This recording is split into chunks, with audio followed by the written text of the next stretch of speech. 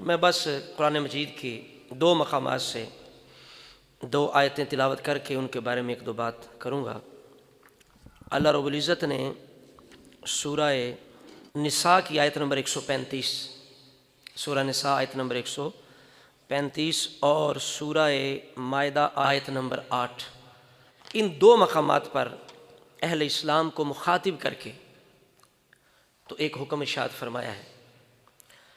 حکم کیا ہے سنیے، یا ایھا الذین آمنوا کونوا قوامین بالقسط شہداء للہ، اے ایمان والو اللہ کے لیے گواہی دیتے ہوئے انصاف پر قائم ہو جاؤ۔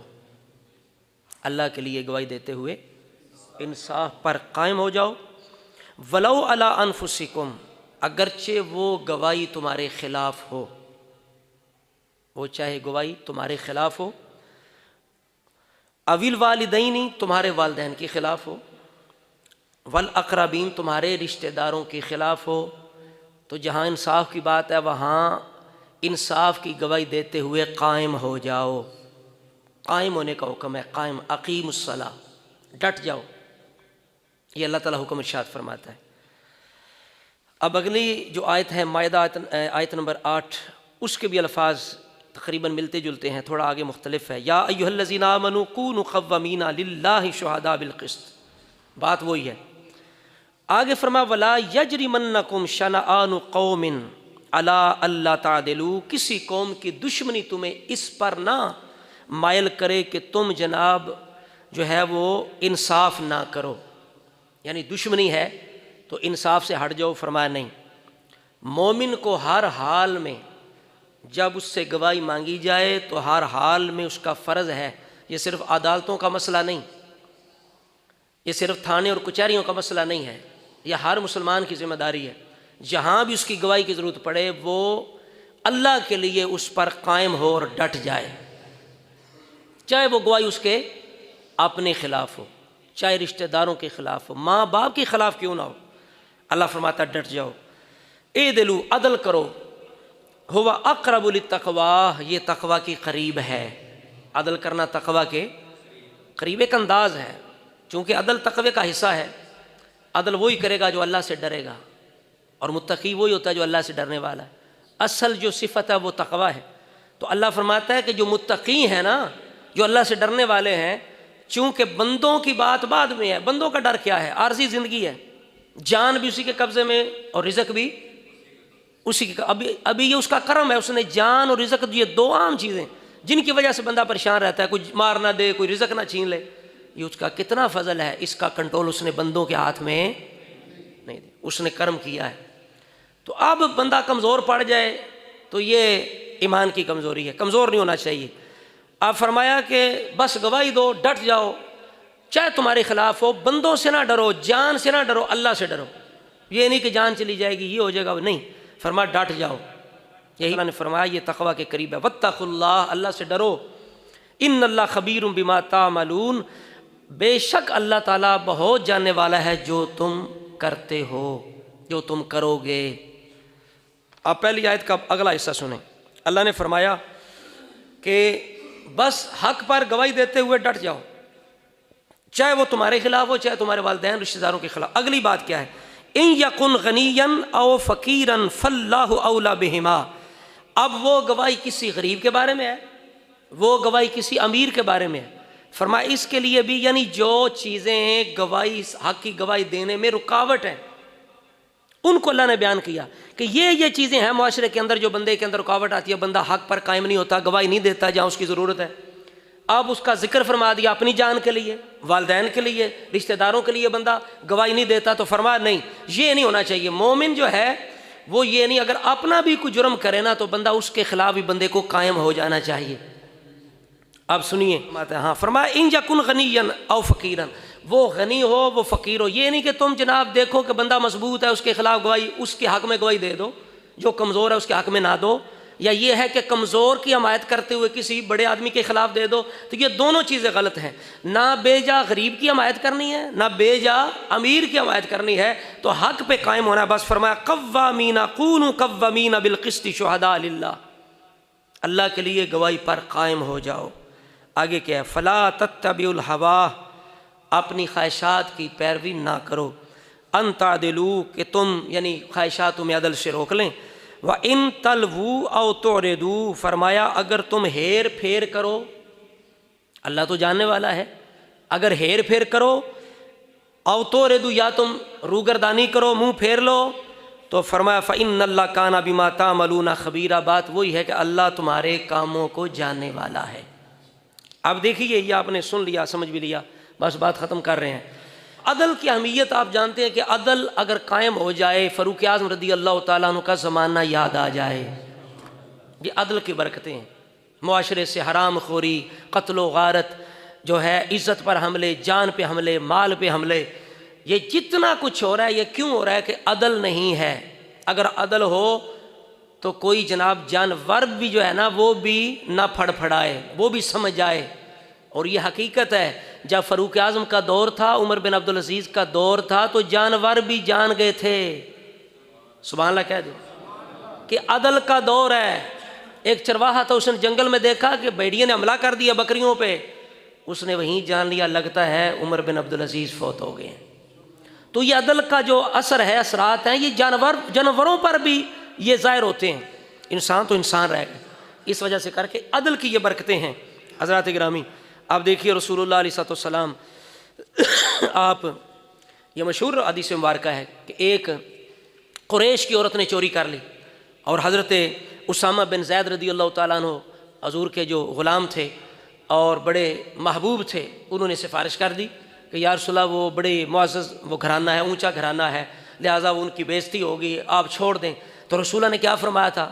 فرمایا پہلی قوموں کو اسی چیز نے ہلاک کیا تھا، جب کوئی بڑا ظلم کرتا تھا تو لوگ جو ہے وہ قانون بدل لیتے تھے اور اسے چھوڑ دیتے تھے، اور اگر کوئی کمزور کرتا تھا تو اسے پکڑ لیتے تھے۔ فرمایا اسی چیز نے تم سے پہلی قوموں کو، امتوں کو تباہ کیا ہے، برباد کیا ہے۔ تو لہٰذا فرمایا یہ نہیں ہو سکتا، یہ تو اور فاطمہ، اس کا نام بھی فاطمہ تھا، اگر فاطمہ بنت محمد بھی معاذ اللہ اگر یہ کام کرتی تو اس کو بھی معاف نہ کیا جاتا۔ یہ ہے عدل کا مقام۔ اب اسی طرح رسول اللہ صلی اللہ تعالیٰ علیہ وسلم کوئی چیز تقسیم فرما رہے ہیں، ایک بندہ نا آگے زیادہ جھک گیا، تو رسول اللہ کے پاس ڈنڈا تھا، آپ نے ایسے اٹھایا، اس کو لگ گیا، تو رسول اللہ نے فرمایا مجھ سے بدلہ لے لو،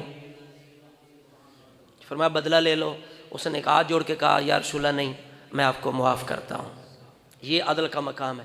اسی طرح ایک انصاری صحابی ہیں، وہ اپنی قوم کے ساتھ باتیں کر رہے تھے، کوئی مذاق کر رہے تھے، رسول اللہ گزرے، آپ نے ان کا جسم ننگا تھا، قمیص انہوں نے نہیں پہنی ہوئی تھی، رسول اللہ نے ہاتھ میں چھڑی تھی، آپ نے لگا دی، تھوڑی اس طرح کر کے لگا دی، تو انہوں نے پیار میں، اصل بات اور تھی، انہوں نے کہا یا رسول اللہ میں بدلہ لوں گا، تو یہ رسول اللہ نے فرمایا لے لو۔ تو انہوں نے عرض کی نہیں، جب آپ نے مجھے یہ چھڑی ماری ہے تو اس وقت میرا جسم ننگا تھا، قمیص میں نے نہیں پہنی ہوئی تھی، رسول اللہ نے قمیص اتار دی، فرمایا بدلہ لے لو۔ آگے بڑے، دوڑ کے رسول اللہ کے جسم سے چمٹ گئے، چومنے لگ گئے، عرض کی یا رسول اللہ میرا تو مقصد یہ تھا، اسی بہانے مجھے آپ کے جسم چومنے کا موقع مل جائے، قرب کا موقع مل جائے، ساتھ لپٹنے کا موقع مل جائے۔ حضرت فاروق اعظم رضی اللہ تعالیٰ عنہ آپ کی جو ہے عدل و انصاف، اس کے دو واقعات سنیں، ایمان کو تازہ کریں، بات ختم کرتے ہیں۔ ملک غسان کا بادشاہ تھا، جبلہ اس کا نام تھا، اس نے اپنے ساتھیوں کے ساتھ وہ مدینے آیا، اس نے اسلام قبول کر لیا۔ چند دنوں بعد حضرت فاروق اعظم رضی اللہ تعالیٰ عنہ حج کے لیے گئے، وہ ساتھ چلا گیا، تو وہاں جب وہ طواف کر رہا تھا نا، تو کسی عام بندے کا پاؤں اس کی چادر پہ آ گیا، اب اس کی چادر اتر گئی۔ اس بندے کے اندر وہ غرور تھا، وہ بادشاہ تھا، اور اس کے اندر تھا کہ میں بادشاہ ہوں اور اس نے میری بے عزتی کر دی۔ اس بندے نے اتنی زور سے اس کو مکہ مارا، تھپڑ مارا کہ اس بندے کی ناک اور دان جو ہے نا یہ متاثر ہو گئے، مجروح ہو گئے، اتنا زور سے اس نے مکہ مار دیا۔ اب وہ بندہ حضرت عمر فاروق رضی اللہ تعالیٰ کی بارگاہ میں حاضر ہوتا ہے کہ یا امیر المومنین یہ میرے ساتھ زیادتی ہوئی ہے، تو آپ نے اس بندے کو حاضر کیا، اس نے مان لیا کہ بھائی یہ اس طرح ہوا ہے، اس نے پاؤں رکھا میری چادر پہ، میری بے عزتی کی ہے۔ آپ نے فرمایا کہ اب تو نے اقرار تو کر لیا خود اپنے جرم کا، اب بتا کہ تو اگر یہ قصاص، اگر تو راضی ہو جاتے ہیں معاف کر دیتے ہیں ٹھیک ہے، نہیں تو قصاص لیا جائے گا، تم سے قصاص لیا جائے گا۔ اس نے کہا عجیب بات ہے، میں بادشاہ ہوں، آپ ایک عام بندے کے لیے مجھ سے قصاص لیں گے؟ عام بندے کے لیے مجھ سے قصاص لیں گے؟ فاروق اعظم رضی اللہ تعالیٰ نے فرمایا افسوس ہے تجھ پر، تو اب اسلام میں آ چکا ہے، اب تو اسلام میں ہے، اسلام نے ان باتوں میں بڑوں کو اور چھوٹوں کو برابر کر دیا ہے، اس کے اندر کوئی فرق نہیں۔ اگر ظلم کسی عام کے ساتھ ہوگا تو اس کا بدلہ بھی بڑے سے لیا جائے گا. یہ نہیں کہ بڑوں کے لیے اور قانون ہے نیچے والوں کے لیے اور قانون نہیں. جب قانون بنایا جاتا تو وہاں بڑے چھوٹے کا خانہ نہیں بنایا جاتا کہ جناب بڑوں کے لیے یہ ہے, چھوٹوں کے لیے یہ ہے, عام کے لیے یہ ہے, فلان. نہیں, ایک ہی خانے میں ہوتا ہے کہ بھئی بس یہ جرم ہے, اس کی یہ سزا ہے. اس وجہ سے فرمایا یہ نہیں ہو سکتا. تو اس طرح کر کے وہ بدبخت دوڑ گیا. بہرحال وہ دوبارہ بعض میں یہ ہے کہ مرتد ہو گیا دوبارہ. بہرحال اسی طرح کر کے ایک اور واقعہ سنے بات ختم کرتے ہیں. انس بن مالک رضی اللہ تعالیٰ عنہ, آپ کہتے ہیں اہل مصر میں سے ایک شخص جو ہے وہ حضرت عمر فاروق رضی اللہ تعالیٰ عنہ کے پاس ہے. مصر میں سے ایک بندہ, وہاں عمر بن عاص رضی اللہ تعالیٰ عنہ تھے, اس وقت گورنر تھے. وہاں سے آیا جب تو اس نے کہا کہ جی عمر بن عاص کا جو بیٹا ہے نا اس کے ساتھ میں نے دوڑ لگائی ہے, میں آگے نکل گیا ہوں تو ان کے بیٹے نے مجھے مارا ہے کوڑوں کے ساتھ. حضرت عمر فاروق جلال میں آگے آپ نے کہا عمر بن عاص کو بلاؤ, اس کے بیٹے کو بلاؤ, دونوں کو بلاؤ, باپ بیٹے کو. جب دونوں آئے تو آپ نے جناب اس بندے کو بلا لیا, وہ جو آیا تھا مصری. آپ نے کہا دیکھنا کوڑا, فرمایا اس سے بدلہ لے لو, عمر بن عاص کے بیٹے سے بدلہ لے لو. اور اس نے یہ بھی کہا کہ اس نے کہا تھا میں 2 کریموں کا بیٹا ہوں, میں بڑوں کا بیٹا ہوں, کریموں کا بیٹا ہوں, تو مجھ سے آگے نکل گیا ہے. تو عمر فاروق رضی اللہ عنہ نے کوڑا پکڑاتے ہوئے نا اس بندے کو, مصری کو, جس سے زیادتی ہوئی تھی, آپ نے فرمایا کہ لو تم بدلہ لو. اور ساتھ ساتھ عمر فاروق رضی اللہ عنہ کہہ رہے تھے اس 2 کریموں کے بیٹے سے بدلہ لو, 2 کریموں کے بیٹے سے, یعنی اس کا دماغ ٹھکانے پر آ جائے کہ یہ باتیں جو بھی ہے وہ اپنے گھر میں ہے, لیکن یہ جب زیادتی کسی کے ساتھ ہوگی تو وہاں چھوٹے بڑے کا کوئی امتیاز جو ہے وہ قائم نہیں کیا جائے گا. آپ نے کہا کریموں کے بیٹے سے بدلہ لو, کریموں کے بیٹے سے بدلہ لو. آپ جناب جب بدلہ ہو گیا نا تو حضرت عمر بن عاص رضی اللہ تعالیٰ عنہ آپ سے حضرت عمر فاروق نے کہا کہ یہ کیا ہے کہ بندے جب پیدا ہوئے تھے تو وہ آزاد تھے, تم نے انہیں غلام بنا دیا. بندے جب پیدا ہوئے تھے آزاد تھے, ماں کے پیٹ سے بندہ آزاد پیدا ہوتا ہے, تم نے غلام بنا دیا. رضی اللہ تعالیٰ نے کہا امیر المومنین مجھے اس بات کی خبر ہی نہیں ہے, نہ اس بندے نے مجھے بتایا ہے, چونکہ وہ خود صحابی رسول ہے, یہ نہیں وہ ناانصافی کریں. وہ بندے بغیر بتائے اس نے یہ سمجھا شاید بیٹے کی بات ہے وہ انصاف نہ کریں گے, تو وہ دوڑ کے مدینے بندہ آ گیا مصری. لیکن عمر بن عاص کہنے لگے مجھے اس نے بتایا ہی نہیں, بتائے بغیر ہی آ گیا ہے, تو یہ عدل انصاف کا مقام ہے. کہتا ہے کہ سبق پھر پڑھ صداقت کا, عدالت کا, شجاعت کا. سبق پھر پڑھ صداقت کا, عدالت کا, شجاعت کا, لیا جائے گا تجھ سے کام دنیا کی امامت کا. ہر مسلمان کو امام ہونا چاہیے, ہر مسلمان کو لیا جائے گا کام تجھ سے دنیا کی امامت کا. اور پھر جو ہمارا ماحول ہے ناانصافی کا, اس کے متعلق ایک شاعر نے بڑا خوبصورت لکھا, اگر آپ کو سمجھ آ جائے. وہ کہتا ہے آپ ہی کی عدالت آپ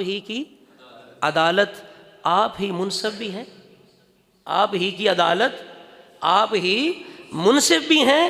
یہ تو کہیے آپ کے عیب و ہنر دیکھے گا کون, یہ تو کہیے آپ کے عیب و ہنر دیکھے گا کون. آپ ہی کی عدالت آپ ہی منصف بھی, یہ تو کہیے آپ کے عیب و ہنر دیکھے گا کون. دعا ہے اللہ رب العزت ہمیں سب کو ہر مقام پر حق پر گواہی دینے کے لیے ہمیشہ قائم ہونے کی توفیق عطا فرمائے. وما علیہ الا البلاغ.